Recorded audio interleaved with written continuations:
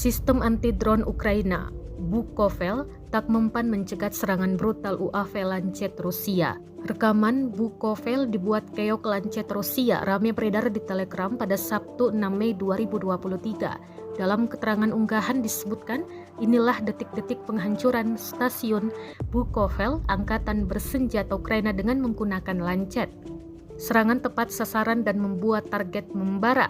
Diketahui sistem anti-UAV Bukovel yang dikembangkan khusus untuk melawan UAV, mencegat dan mengganggu komunikasi seluler 3G dan 4G serta global system for mobile communication serta untuk menyiarkan pesan teks. Meski sempat menangkis serangan UAV, namun kali ini Bukovel dibuat keok dalam satu pukulan. Tak ada korban jiwa yang dilaporkan dalam serangan ini. Rekamannya pun menuai berbagai komentar dari warganet.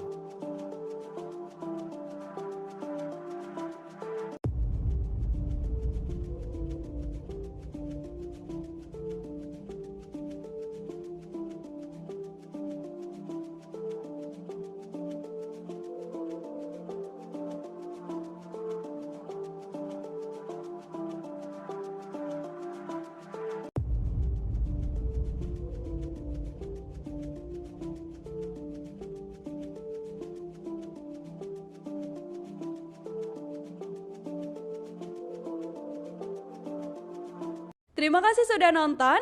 Jangan lupa like, subscribe, dan share ya.